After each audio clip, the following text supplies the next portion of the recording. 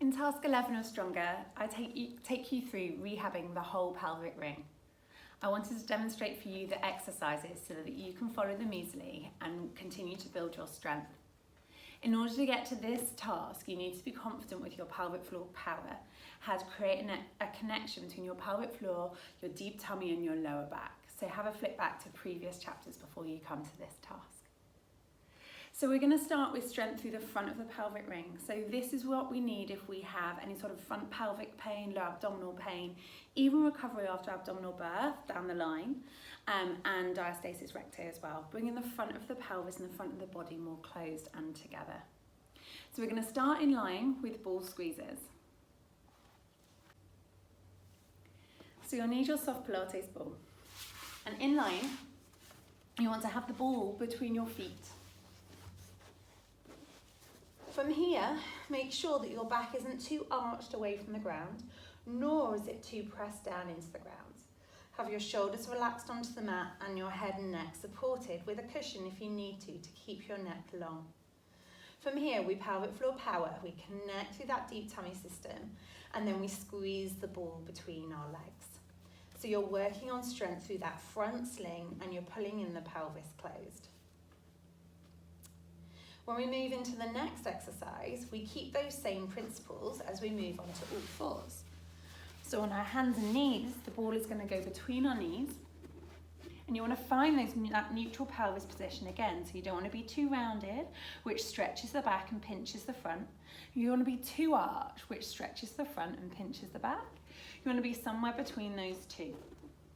And that's where we do our exercises here. So in this position, pelvic floor power, connect with the center. You're going to squeeze the ball between your knees. And this is where we work on our holds. For number 3, I'm going to take you into hip twist, open chain.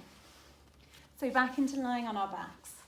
So far we've had our legs together. Now we start to move into slightly more vulnerable positions with one leg up off the floor and moving independently of the other side. Again, pelvis should stay neutral. You don't want your back pressed into the mat, nor a huge arch away. And then from here, you're going to roll your leg to the side. And pelvic power, concentrate on that as you pull the leg back in. So it's easy to let that leg drift out and flop out and bring your whole body over with it.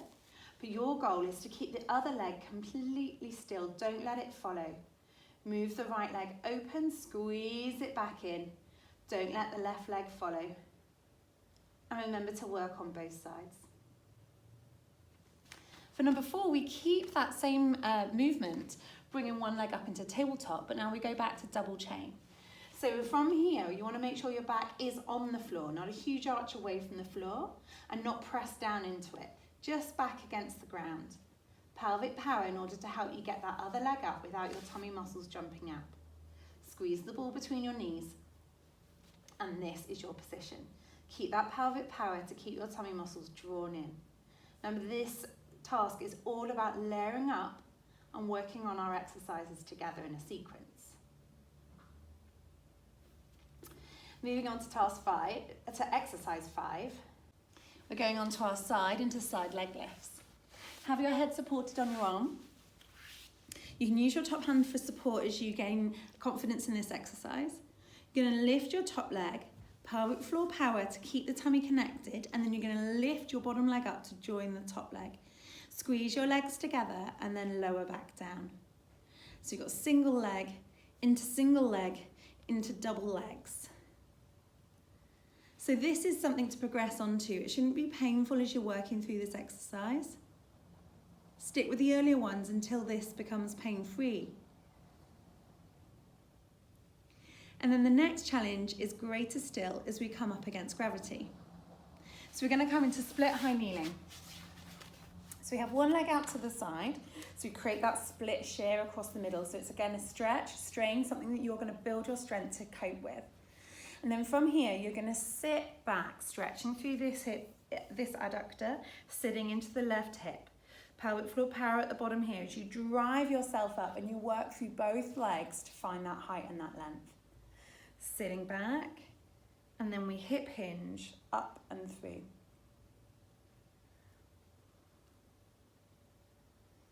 And again, remember to do both legs. so both get that equal load. Notice how it feels one side compared to the other. For number 7, we're going to do an exercise called standing skater. So in standing, we're going to come into a very similar position with one leg bent and the other leg out straight.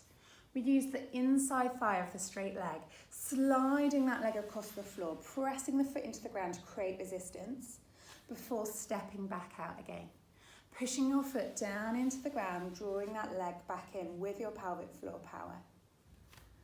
Working fully through that one side for our repetitions before we change sides. And then we're moving into split side plank. So split side plank can be broken down into knees before moving into this full version, but I'm going to show you how we've got it written in the book for you. So you're going to come into top leg in front, bottom leg behind, and you're onto your hand. Again, elbow works okay if it's too much on your wrist. And then you roll so you're in a straight line, pelvic floor power, and you press down through the outside of the bottom leg and the inside of the top leg to lift your hips up and off the ground. You want to keep that connection through the front, so you're working across your pelvis the whole time. Now we're coming up into the 2 hardest exercises. So standing skater is just like the previous one, but this time we put a bit of resistance on this. So this could be in the form of a hand weight that you hold in the free hand, the other hand behind your back, and you work to lift the weight as you drag the leg back in. Or you can use a resistance band if you have one handy around this ankle. So make sure it's attached to something securely on the side and pull on that resistance as you come back up.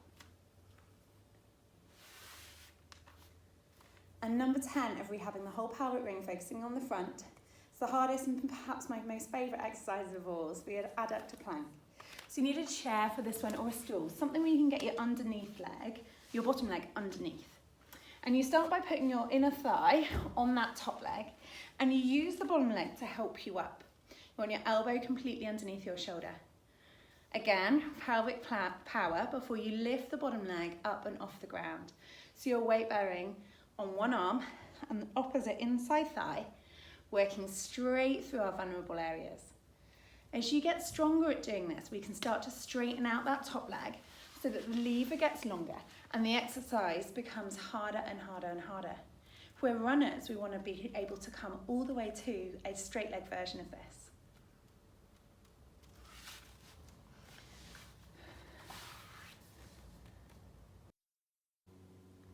The second part of task 11 is about strength through the back of the pelvis.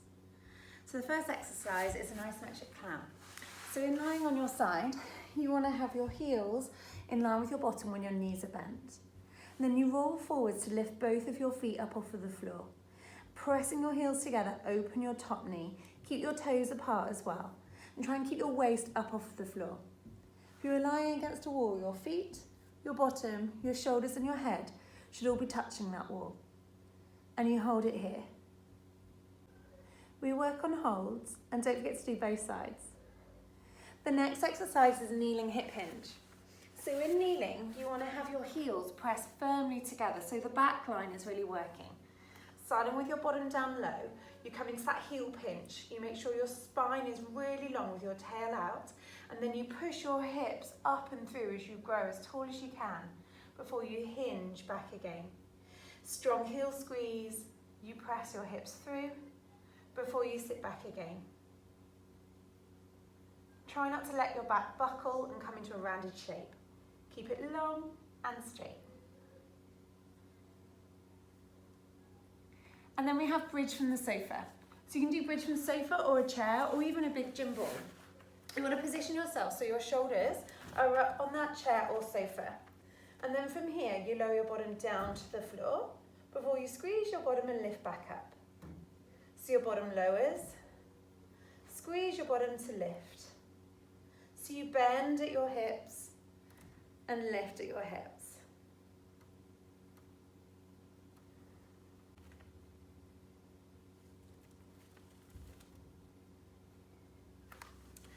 Next we have long lever leg lifts. This is from all fours. You want to try and find that neutral spine position so you're not too rounded and you're not too sunk. The straight leg out behind you, you work on the one side. Try your pelvic floor power as you lift your leg to the sky and then release as you lower your leg down. So you're working on that co-contraction, lifting through pelvic floor as you lift your leg. Your goal is not to let the rest of your body move or change shape. This is one to work on to fatigue one side before we do the other side.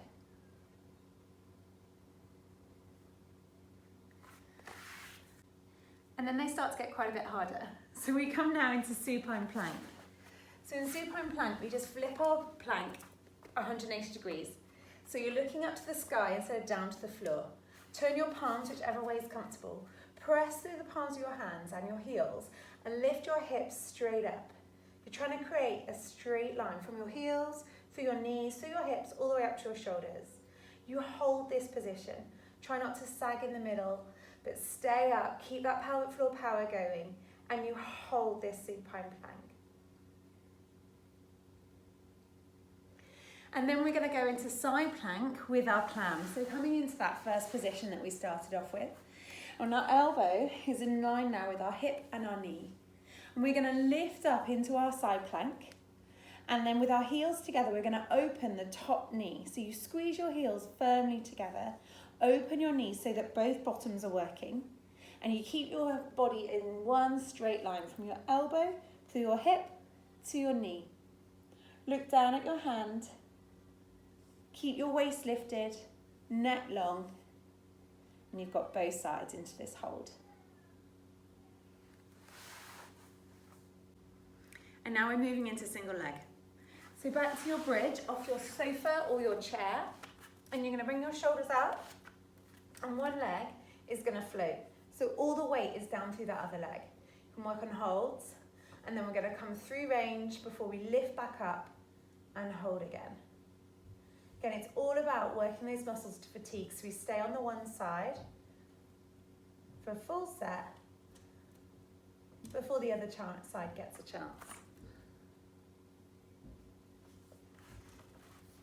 And then we have our side leg lifts in high kneeling. So we did this on all fours. Now we challenge even further by coming into one side. So there should be a straight line from your hand through your knee to your foot.